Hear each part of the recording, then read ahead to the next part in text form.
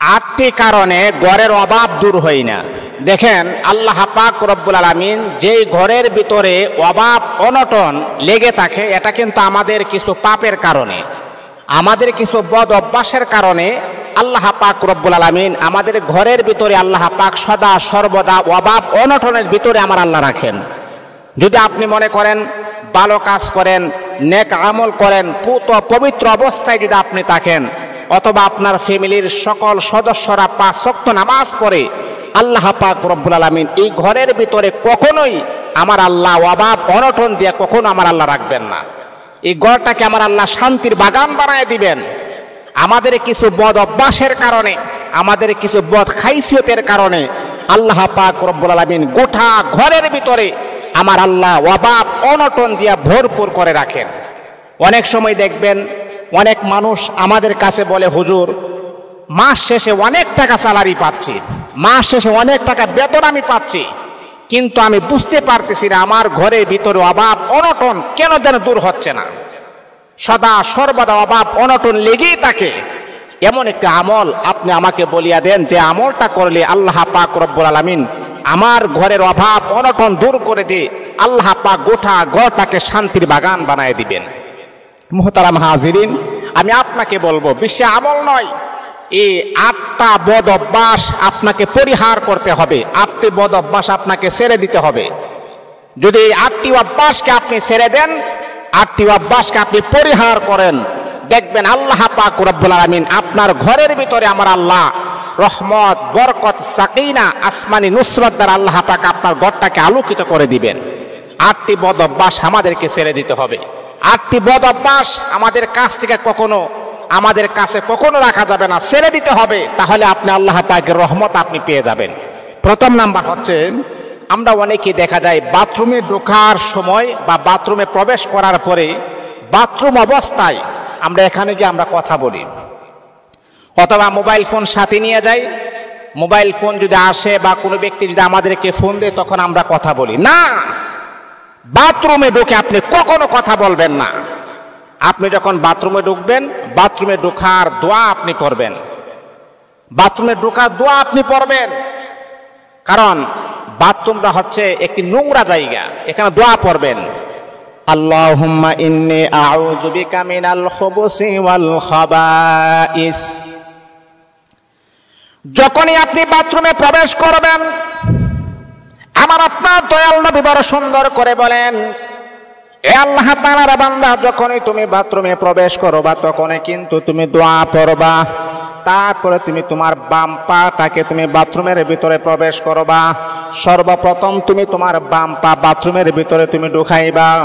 আল্লাহর হাবিব বলেন, বাথরুম যখন তোমার শেষ হয়ে যাবে, হাজত যখন তোমার পূরণ হয়ে যাবে, যখনই আবার তুমি বের হয়ে যাইবা, তখনই তুমি আল্লাহ পাক রব্বুল আলামিনের কাছে আবারও দোয়া করবা, গুফরানাকা আলহামদুলিল্লাহিল্লাযী আযহাবা আন্নিল আযা ওয়া আফানি। দয়াল নবী বলেন, যারা বাথরুমে প্রবেশ করার পরে বাথরুমে ঢুকে যারা দুনিয়াবি কথা বলবে অথবা অযথা কথাবার্তা বলবে, আল্লাহ পাক রব্বুল আলামিন তাদের ঘরের ভিতরে কখনো অভাব অনটন দূর হবে না, সদা সর্বদা তাদের ঘরের ভিতরে অভাব অনটন লেগে থাকবে। আপনি যদি আপনার ঘরের অভাব অনটনকে আপনি দূর করাইতে চান, তাহলে কখনো বাথরুমে ঢুকে আপনি কখনো কথা বলার চেষ্টা করবেন না। এমনকি আপনার ফ্যামিলির কোনো মানুষ যদি বাথরুমে ঢোকার পরে কথা বলে, তাদেরকেও আপনি বাধা প্রদান করবেন। দেখবেন আল্লাহ পাক রব্বুল আলামিন বাথরুমে ঢোকার পরে যদি কথা না বলেন, আমার আল্লাহ আপনার ঘরের ভিতরে বরকত আর রহমত নাজিল করে দিবেন। আপনি দেখতেছেন আপনি কথা বলেন না, কিন্তু আপনার ফ্যামিলির আরেকজন কথা বলে, আপনার ফ্যামিলির আরেকজন সদস্য কথা বলে, আপনি সবাইকে বাধা প্রদান করবেন না। বাথরুমে ঢোকার পরে বাথরুমে ঢোকার দোয়া পড়বা, হাজত যখন শেষ হয়ে যাবে আবার দোয়া পরে বের হয়ে যাইবা, কিন্তু মাঝখানে হাজত সারা সময় কখনো কথা বলা যাবে না, দুনিয়াবি কথা বলা যাবে না, পরকালীনও কোনো কথা বলা যাবে না। বাথরুমে ঢুকে কখন আপনি কথা বলবেন না, যদি আপনি বলেন তাহলে আপনার ঘরের অভাব অনটন কখনো দূর হবে না। এটা হচ্ছে 1 নাম্বার। 2 নাম্বার হচ্ছে, অনেক পুরুষ আমরা দেখা যায় ঘুমানোর সময় পুরুষ মানুষ আমরা উপর হয়ে শুয়ে থাকি, বুকের উপরে চাপ দিয়ে আমরা শুয়ে থাকি না। উপর হয়ে শুয়ে থাকলে মনে করবেন এটা হচ্ছে শয়তানের গুণ, শয়তানের আকৃতি ধারণ করা যাবে না কখনো। একজন ইনসান, একজন মানুষ, তার প্রকাশ্য দুশ্মনী হচ্ছে শয়তান। আল্লাহ পাক কোরআনে তার কথা আলোচনা করেছেন, ইন্নাশ শাইতানা লিল ইনসানি আদুউম মুবিন। মুমিনের একমাত্র প্রকাশ্য দুশ্মনী হচ্ছে শয়তান। আপনি যদি উপর হয়ে ঘুমান তাহলে আপনার ভয়ঙ্কর বিপদ আসতে পারে। জিন আপনাকে আক্রান্ত করতে পারে, জিন আপনার শরীরে বসবাস করতে পারে, এমনকি দুনিয়ার লাইনে আপনার বড় বড় বিপদ আসতে পারে। উপর হয়ে শুইলে আপনার মনে করে মেডিকেল সায়েন্স তারা প্রমাণ করেছেন, উপর হয়ে যখন আপনি শুইবেন তখন আপনার স্বাস্থ্যগতভাবে আপনার ক্ষতি হওয়ার সম্ভাবনা রয়েছে। এই জন্য কোনো ব্যক্তি যদি উপর হয়ে শুয়ে তাহলে তার ঘরের ভিতরে কখনো রহমত বরকত হবে না। আল্লাহ পাক তাকে রহমত বরকত থেকে বঞ্চিত রাখবেন। এই জন্য কখনো আমরা উপর হয়ে শোয়ানোর চেষ্টা করব না ইনশাআল্লাহ। 3 নাম্বার হচ্ছে কবরস্থানে গিয়ে অনেক মানুষ দেখা যায়, হারে কত নির্লজ্জ মানুষ, কত অসহায় মানুষ। আমরা হাসাহাসি করতে গিয়ে লাশ পর্যন্ত, যেখানে আমাদের সমাধি হবে, যেখানে আমাদের সমাপ্তি ঘটবে, যেখানে আমাদের আসল বাড়ি, সেই কবরস্থানের পাশে গিয়ে অনেক হতভাগা মুসলমান আছে হাসাহাসি করে। বিষয়টা চিন্তা করছেন? আহা, যে কবরস্থানের পাশে দাঁড়িয়ে আপনি হাসাহাসি করতেছেন, এই কবরস্থানে কত মানুষের আযাব আর গজব তার কবরের ভিতরে হচ্ছে। এই জন্য আল্লাহ তাআলার বান্দা শোনো শোনো, আমার আপনার দয়াল নবী বলেন, ও পৃথিবীর মানুষেরা শোনো শোনো, দুনিয়ার অনেক জায়গাতে তোমরা হাসাহাসি করো, কিন্তু মনে রাখবা কবরস্থানের পাশে গিয়া কখনো তোমরা হাসাহাসি করবা না। তোমরা জানো নি এই কবরস্থানের ভিতরে কত মানুষের কবরের ভিতরে আল্লাহ পাক রব্বুল আলামিন আযাব দিচ্ছেন। দুনিয়ার অন্যায় অপরাধ করার কারণে আল্লাহ পাক রব্বুল আলামিন কত মানুষের কবরের ভিতরে আযাব হচ্ছে। একটা মানুষ আযাবের ভিতরে আছে, যন্ত্রণার ভিতরে আছে, আর ওই মানুষটার পাশে দাঁড়িয়ে দাঁড়িয়ে যদি আপনি হাসাহাসি করেন, ওই মানুষটা যেই পরিমাণ কষ্ট পায় আমার আল্লাহ এর চাইতে ডাবল গুণ বেশি কষ্ট পেয়ে যায়। আচ্ছা বলেন, দুনিয়ার লাইনে দেখেন দুনিয়ার নিজাম হচ্ছে, একটা মানুষ যদি অসুস্থ হয়ে যায় তাহলে অসুস্থ মানুষের পাশে দাঁড়িয়ে কি আপনি কখনো হাসাহাসি করবেন? এটা কি আপনার বিবেকে এই জিনিসটাকে সায় দিবে যে একটা মানুষ অসুস্থ, ভীষণ অসুস্থ, তার ভয়ঙ্কর রোগ হয়েছে অথবা ক্যান্সার হয়েছে, এই আক্রান্তওয়ালা ব্যক্তির সামনে কি আপনি কখনো হাসাহাসি করবেন? কেন করবেন না? কারণ আপনি চিন্তা করবেন, হারে আল্লাহ পাক আমার স্বাস্থ্যকে সুস্থ রেখেছেন, আর ওই মানুষটা অসুস্থ, কয়েকদিন পরে ওই মানুষটা ইন্তেকাল করবেন, পৃথিবীর জমিন থেকে বিদায় হয়ে যাবেন। না, কখনো ওই মানুষটার সামনে আমি কখনো হাসাহাসি করব না। ওই মানুষটার ভিতরে অনেক কষ্ট রয়েছে।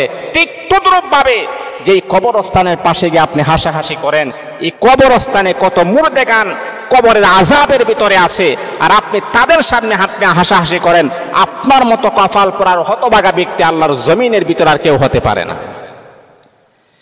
এরই আল্লাহ তাআলার বান্দা যদি কবরস্থানের পাশে দাঁড়িয়ে দাঁড়িয়ে যদি আপনি রং তামাশা করেন, আপনি হাসাহাসি করেন, তাহলে আপনি শুনতে পারেন আল্লাহ পাক রব্বুল আলামিন আপনার ঘরের ভিতরে কখনো রহমত আর বরকত আমার আল্লাহ নাজিল করবেন না। আপনার ঘরের অভাব অনটন কখনো আমার আল্লাহ দূর করবেন না। এই জন্য 3 নাম্বার হচ্ছে কখনো কবরস্থানের পাশে গিয়ে হাসাহাসি করা যাবে না। 4 নাম্বার হচ্ছে হাত না ধুয়ে কখনো আপনি খাবার খাবেন না। আপনি হাতটাকে ভালোভাবে পরিষ্কার করে, কারণ পরিষ্কার পরিচ্ছন্নতাকে এটা কিন্তু ইমানের একটি অংশ। আত-তাহুরু শাতরুল ঈমান, পবিত্রতা থাকা একটা ইমানের একটি অংশ। এই যে আপনি যদি হাত মুখ ভালোভাবে ধৌত করে যখন আপনি খাবার খাবেন, তাহলে এই খাবারের ভিতরে কোনো সন্দেহ থাকবে না, কোনো সঞ্চয় থাকবে না। মনে করেন আপনার এই হাতটা কত জায়গাতে ব্যবহৃত হয়েছে, ময়লা আবর্জনা নিয়ে যখন আপনি খাবার খাবেন, এই ময়লা আবর্জনা যখন আপনার ভিতরে যখন প্রবেশ করবে, ভিতর থেকে অনেক রোগে বাসা বাঁধবে, অনেক রোগ দেখা দিবে। এই জন্য আপনি যখন পবিত্র থাকবেন, পবিত্র থাকা অবস্থায় যখন আপনি খাবেন, পবিত্র থাকবেন, আল্লাহ পাক রব্বুল আলামিন বিভিন্ন ধরনের বড় বড় রোগ থেকে আমার আল্লাহ আপনাকে কুদরতিভাবে হেফাজত করবেন। এই জন্য নিজে অ্যালার্ট থাকতে হবে। আমার রাসূল ১৫০০ বছর আগেই বলেছিলেন খাবার খাওয়ার শুরুতে তোমরা হাতকে ভালোভাবে ধৌত করো। আজকে মেডিকেল সায়েন্স তারা প্রমাণ করেছেন ১৫০০ বছর আগে মুহাম্মদ সাল্লাল্লাহু আলাইহি ওয়াসাল্লাম যেই কথা তিনি আমাদেরকে শিক্ষা দিয়েছেন 100% ওই কথা যদি কোনো ব্যক্তি মানতে পারে তাহলে আল্লাহ পাক তাকে বড় বড় রোগ থেকে আমার আল্লাহ তাকে হেফাজত করবেন। এটা আমি বলি নাই, মেডিকেল সায়েন্স, বর্তমান যুগের মেডিকেল সায়েন্স তারা বলেছেন। এই জন্য মুহতারাম হাজিরিন, খাবার খাওয়ার শুরুতে আমরা হাত পা মুখ ভালোভাবে ধৌত করে আমরা খাবার শুরু করবো ইনশাআল্লাহ। 5 নাম্বার হচ্ছে, অনেক মানুষ এমন আছে দান করার পরেও আমরা খোঁটা দেই না। একজন মানুষকে আপনি দান করবেন ফি সাবিলিল্লাহ, আল্লাহর রাস্তায় আপনি দান করবেন, লিওয়াজহিল্লাহ, একমাত্র আল্লাহ পাকের সন্তুষ্টির জন্য আপনি দান করবেন। একজন বিধবা মহিলাকে আপনি টাকা পয়সা দিয়ে সহযোগিতা করবেন, দুনিয়ার কোনো আশার জন্য নয়। দুনিয়ার কোনো মানুষ আপনাকে দানবের বলবে এমন কোনো আশা নিয়ে আপনি কখনো কোনো মানুষকে আপনি দান করবেন না। অনেক মানুষ আছে মানুষকে উপকার করার পরে মানুষের সামনে বলে ওই মানুষটাকে আমি টাকা পয়সা দিয়ে উপকার করেছি। আল্লাহর হাবিব বলেন যেই মানুষগুলা দান করার পরে মানুষের সামনে বেড়ায়, মানুষের সামনে কথা বলে বলে বেড়ায়, ওই মানুষের দান সদকা আল্লাহ পাক রব্বুল আলামিনের কাছে 1 পয়সারও কোনো দাম থাকবে না। আপনি যখন দান করবেন মনে মনে চিন্তা করতে হবে, মালিক আয় আল্লাহ, দুনিয়ার মানুষের ওয়েলকাম আর স্বাগতম পাওয়ার জন্য আমি দান করি নাই। আয় আল্লাহ, একজন অসহায় ব্যক্তিকে আমি সহযোগিতা করেছি একমাত্র তোমার রেজা আর তোমার খুশির জন্য, দুনিয়ার কোনো মানুষকে খুশির জন্য আমি দান করি নাই। আপনার দানটা যদি ইখলাসিয়তের দান হয় তাহলে শুনেন আল্লাহ তাআলার বান্দা, আপনি শুনেন, কাল কিয়ামতের কঠিন ময়দানে আল্লাহ পাক রব্বুল আলামিন আমার আল্লাহ আপনাকে আরশের ছায়া দিয়ে আপনাকে বেষ্টন করে রাখবেন। যদি আপনার দানটা যদি ইখলাসিয়তের দান হয় তাহলে আল্লাহ পাক কাল কিয়ামতের মাঠে, হাসরের মাঠে আপনাকে আরশের ছায়া দিয়ে আমার আল্লাহ বেষ্টন করে রাখবেন। আল্লাহু আকবার। এই জন্য দান করে কখনো কোটা দিলে আল্লাহ তাআলা আপনার ঘরে কখনো রহমত নাজিল করবেন না, আপনার ঘরের ভিতরে অভাব অনটন কখনো দূর হবে না। এটা হচ্ছে 5 নাম্বার। 6 নাম্বার হচ্ছে বিসমিল্লাহ ছাড়া আহার করা।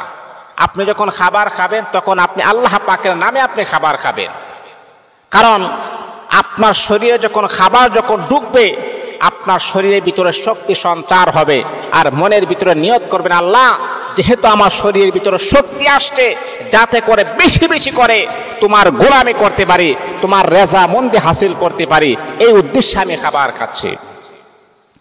আপনি যখন খাবার খাবেন কমাস কম আপনি বিসমিল্লাহ পরে খাবার খাবেন, আল্লাহ পাকের নাম নিয়ে আপনি খাবার খাবেন। আপনি যখন কোনো কাজ করবেন, দুনিয়াবি কোনো কাজ আপনি করেন, বরকতপূর্ণ কাজের জন্য আপনি বিসমিল্লাহ পড়বেন, দেখবেন আল্লাহ পাক এই কাজের ভিতরে আমার আল্লাহ বরকত নাজিল করে দিবেন। আল্লাহ তাআলার বান্দা, যে কোনো কাজ যখন আপনি শুরু করবেন তখনই আল্লাহ পাক রব্বুল আলামিনকে আপনি স্মরণ করবেন, বিসমিল্লাহির রহমানির রহিম বলে আপনি কাজ শুরু করবেন। কিতাবের ভিতরে লেখেন যদি আল্লাহ তাআলার কোনো মুমিন বান্দা বান্দি যখন বিসমিল্লাহির রহমানির রহিম বলে যখন কাজ যখন শুরু করবেন, এই কাজের ভিতরে আল্লাহ পাক রব্বুল আলামিন রহমত আর বরকত নাজিল করে দিবেন। এই কাজটা সুন্দর হয়ে যাবে। যে কোনো কাজ যখন আপনি করবেন তখন বিসমিল্লাহ শুরু করে বিসমিল্লাহ পরে আপনি কাজটাকে স্টার্ট করবেন, দেখবেন আপনার দিনটাও ভালো যাবে, আপনার কাজটাও পরিপূর্ণ সুন্দর হবে। মুহতারাম হাজিরিন, 7 নাম্বার হচ্ছে বেশি বেশি করে বাড়িতে কোরআন তেলাওয়াত করবেন। যেই বাড়িতে কোরআন তেলাওয়াত হবে না, যেই ঘরের ভিতরে কোরআন তেলাওয়াত করা হবে না, এই ঘরের ভিতরে কখনো বরকত হবে না, এই ঘরের ভিতরে কখনো রহমত আসবে না। আহা, আজ থেকে 8-9 বছর আগে যখন আমি, আজ থেকে 10 বছর আগে যখন মক্তবে যাইতাম তখন দেখতে পাইতাম কত মা বোনদের সুললিত কণ্ঠে, মধুর কণ্ঠে কোরআন তেলাওয়াতের আওয়াজ বাজতেছে। এখন আমার কানে আমি আওয়াজটা শুনতে পারি, কিন্তু আজকে বাড়ির সাইটে যখন আমরা ঘোরাঘুরি করি, কিসের কোরআন তেলাওয়াত, কিসের নামাজ? রাত্রে 1টা-2টার সময় তারা মোবাইলের মাধ্যমে ছবি দেখে, গান দেখে, নাটক দেখে, সিনেমা দেখে, কৌতুক দেখে, আর ফজরের সময় কিসের নামাজ, কিসের ঘুম? সারা রাত এই অশালীন কাজ করে তারপরে দিনের বেলা ইচ্ছা মতো ঘুমাই। কিসের নামাজ? যেই ঘরের ভিতরে নামাজ নাই, কোরআন তেলাওয়াত নাই, সেই ঘরের ভিতরে কিভাবে রহমত আসবে আপনি বলেন? আমার আপনার দয়াল নবী বলেন, যে মা বোনেরা ফজরের নামাজ পড়ার পরে যখন কোরআন তেলাওয়াত করবে, আল্লাহ পাক রব্বুল আলামিনের কোরআন যখন আপনি শুরু করে দিবেন, আল্লাহ পাক এই ঘরের ভিতরে আমার আল্লাহ রহমত আর বরকত অটোমেটিকলি নাজিল করে দিবেন। আর যেই ঘরের ভিতরে কোরআন তেলাওয়াত হবে না, যেই ঘরের ভিতরে নামাজ হবে না, এই ঘরের ভিতরে কখনো আল্লাহ পাক বরকত নাজিল করবেন না। ওরে আল্লাহর বান্দা শোনো শোনো, আপনি লক্ষ লক্ষ টাকা পয়সা ইনকাম করতে পারেন, কিন্তু আপনার হাই হতাশ কখনো আপনার হাই হতাশ দূর হবে না। এত টাকা পয়সা ইনকাম করেন, তারপরে কেন জানি মনের ভিতরে কি হাই হতাশ কখনো দূর হচ্ছে না। এই জন্য হাই হতাশ যদি দূর করতে চান, তাহলে অবশ্যই আপনার ঘরের ভিতরে কোরআন তেলাওয়াত শুরু করতেই হবে। এটা 100% শিওর, কোরআন তেলাওয়াত শুরু করবেন। সর্বশেষ 8 নাম্বার হচ্ছে, 5 ওয়াক্ত নামাজ যদি আদায় না করেন, আপনার ফ্যামিলির ভিতরে যদি কেউ যদি নামাজ না পড়ে, আল্লাহ পাক এই ঘরের ভিতরে রহমত বরকত আমার আল্লাহ নাজিল করবেন না, অভাব অনটন লেগেই থাকবে। কারণ সাহাবায়ে কেরাম যখন কোনো সমস্যায় যখন পড়ে যাইতেন, সমাধানের জন্য তারা নামাজের মুসল্লায় দাঁড়িয়ে যাইতেন। আপনি যখন বিশাল বড় অপরাধ করেছেন, অপরাধী ব্যক্তি আপনি নামাজের মুসল্লায় দাঁড়িয়ে যান। আপনার টাকা পয়সা আসতেছে না, আপনি বড় অভাব অনটনের ভিতরে আছেন, আপনার বড় ক্রাইসিস যাইতেছে, আপনার ফ্যামিলির মাঝে শান্তি আপনি পাচ্ছেন, আপনি নামাজের মুসল্লায় দাঁড়িয়ে যান। নামাজ পড়ার পরে আরশের মালিক আল্লাহ পাক রব্বুল আলামিনের কাছে 2টা হাত বাড়িয়ে চোখের পানি ছেড়ে দিয়ে আল্লাহ তাআলার কাছে আপনি একান্তভাবে ব্যক্ত করেন, আল্লাহ আমি বড় অভাব, আমি বড় অনশনের ভিতরে আছি, আল্লাহ আমি বড় টেনশনের ভিতরে আছি, আল্লাহ তুমি তো জানো, আমার মনের খবর তো তুমি জানো, আমার অভাব অনটনকে তুমি দূর করে দাও। হাদিসে পাকের ভিতরে আসছে, বান্দা যখন অভাব অনটনের ভিতরে যখন পড়ে যাবে, যখনই সে নামাজের মুসল্লায় দাঁড়িয়ে যাবে, আল্লাহ পাক তার নামাজটাকে উসিলা বানাইয়া তার সমস্ত হাজতকে আমার আল্লাহ কুদরতিভাবে পূরণ করে দিবেন ইনশাআল্লাহ। এই জন্যে 8টি কারণে ঘরের অভাব দূর হয় না। এই অভাবগুলাকে যদি আমরা দূর করাইতে চাই, তাহলে অবশ্যই 8টি অবদ অভ্যাস আমাদেরকে পরিহার করতে হবে। আল্লাহ পাক আমাদের সকলকে যেন বুঝার এবং আমল করার জন্য